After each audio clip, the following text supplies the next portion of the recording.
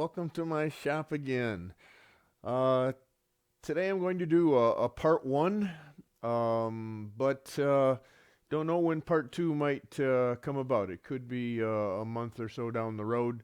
I'm going to do a vessel for the SWAT symposium for the raffle to give away, and a challenging piece with it being so shallow, but uh,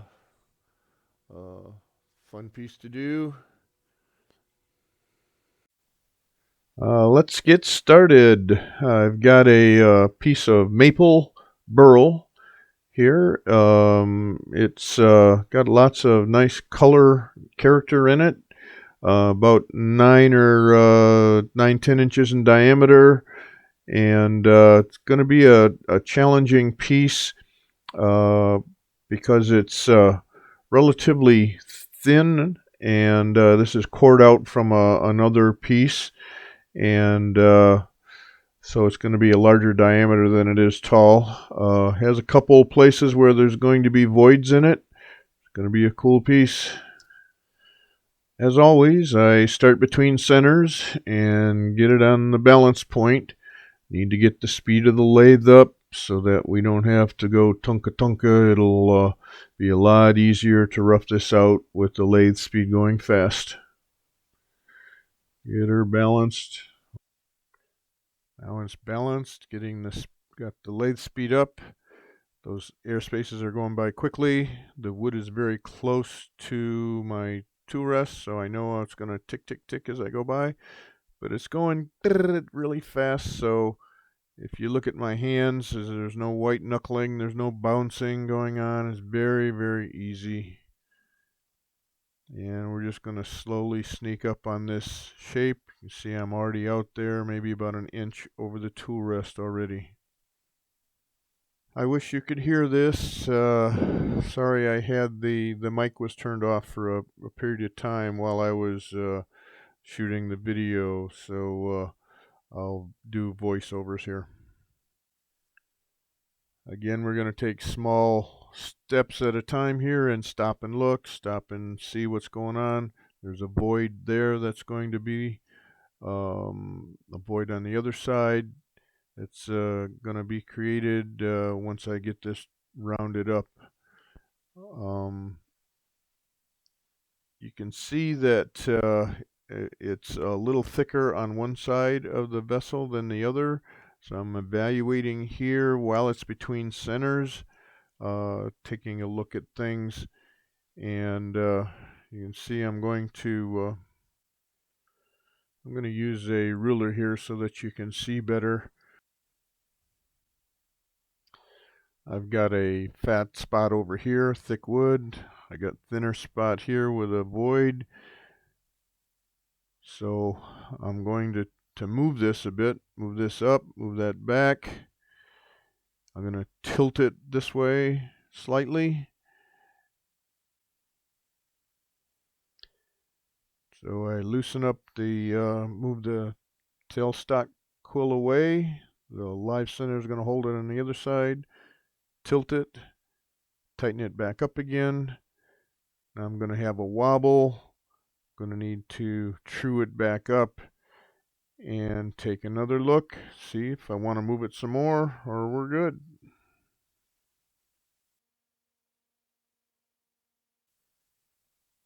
Again, we're still between centers, so our goal here is just to make sure we're on the right axis, and I'm not going into the final wall shape, but just getting the waste wood away.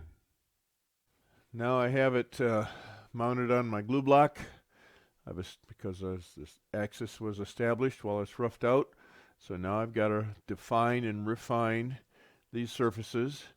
I'm going to make about a 3-inch mouth opening here. So someplace like that is going to be my mouth opening. Can't see in the camera very well here, but I've got my handle down, so I'm shear scraping, taking small cuts to refine the line and clean up the surface. Here on the bottom now, I gotta chew this all up and get that clean too. I've got my handle really low to slice cleanly. Now I have the outside shaped and the top surface even sanded. I can't sand the bottom because I've got voids in here. The bottom will have to be done. There's a void. Bottom will have to be done off the lathe, but it's going to be a spectacular piece. Loving it. Now let's get into hollowing. Now we have the boring bar set up and ready to hollow. I've drilled my drill hole in here and I've got everything stabilized and captured. So now we can hollow nice and quick and easy and safe. I have the carbide cutter on here.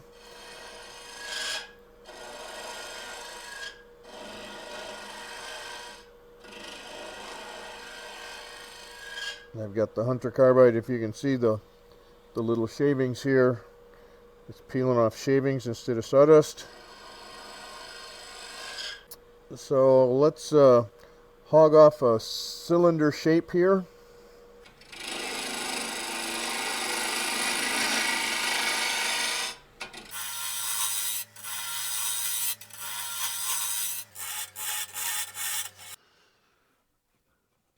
Okay, let's show you the game plan here.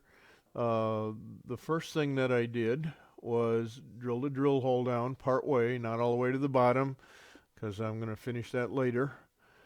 And then I made a cylindrical shaped wall to my opening so that the shavings just roll out and I don't have to fight with shavings. This is a shaving relief thing. And now I'm going to put my boring bar on an angle like this and get up into here and get some of this waste wood out. I want to make a pocket back in here so that when I come out to measure this wall, the shavings will go down in here. I don't have, again, it's a shaving relief thing. I don't have to stop and clean out shavings so much if I leave myself a little pocket in here. I want to be very careful not to make a thin wall down here. If I make a thin wall and I come out and start to measure and work out on the outer surface, that thin wall is going to allow some vibration, so I don't want it to vibrate, leaving this wall very thick. At this point, I'm just giving myself some shaving relief inside there. All right, so now I'm going to swivel this around. I'm going to do two things. I'm going to swivel this around a little bit on about a 45-degree angle to my boring bar, so it makes a little hook arrangement. Okay, and then I'm going to swing my handle around so that I can get up into here and undercut that shoulder. Okay, so now when I'm doing that, what is left? Left is on a direction like this. It's almost pointing towards my tummy, or almost towards the tailstock is the direction of my cut. So watch my fingers and how I get up in there and pull to the left. Pull to the left.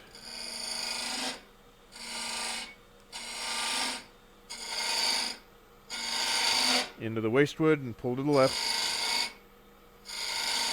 One of the rules of the carbide cutters, you have to get the waste wood out from behind before you can come up and undercut a shoulder to get up into the here. So that's what I'm going to do now. Get rid of some waste. Now I've got this hollowed out to, half, 3/4 of an inch thick. I don't want to get a thin spot, but I've got all of the waste wood out from underneath this shoulder, and it's taken some time. This is a challenging piece when it's shallow and a larger diameter than it is tall to reach up under here. So it's taken me a little bit of time, but we've got that all roughed out now. Now we're going to start to measure the wall. So I'm going to line the long line up with the area that I'm using, the tangent. That's where I'm going to be hollowing in here. Then bring it over to my cutter and set my laser on the arrow line. Okay? And when I set it on the arrow line, then that gap now is perpendicular through the wall. And I'm going to make it kind of relatively thick, about 3/16 thick, and I'm doing that on purpose because I'm going to carve on this. You're going to see in a future video, I'm going to texture and do something special on top of this. So I need a little extra wood left over here. I don't want to make it too thin. Right in here is where I want the laser to disappear. So stop, stop, stop. Measure the wall as I go. Okay, now I've measured all the way over to here. So I'm going to stop now my measuring, and I'm going to start to clean the wall. So I'm just going to grab it with my fingertips here, and I've waxed up my tool rest and my boring bar and handle and everything, so it's moving effortlessly. And we're just going to sweep back and forth across here, clean up the tool marks.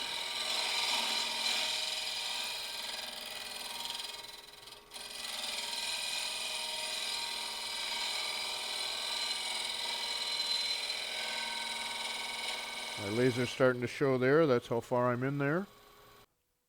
All right, with the carbide cutter, when I'm undercutting the shoulder, working in here,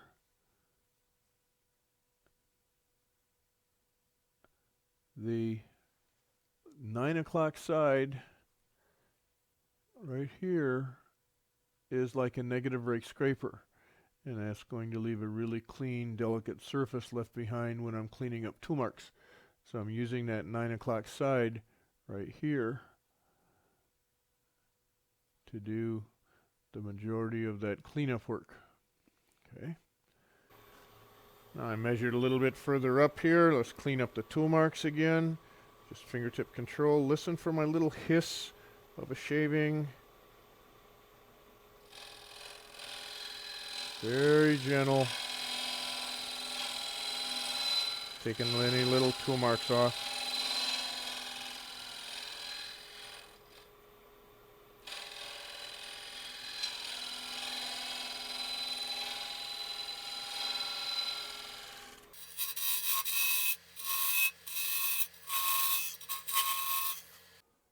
Now I'm coming around the back, and now I can see through the piece with both voids. Still use the laser though to measure the wall. I'm thick there, and there I'm done. So that shows me exactly where I'm at in there. Okay.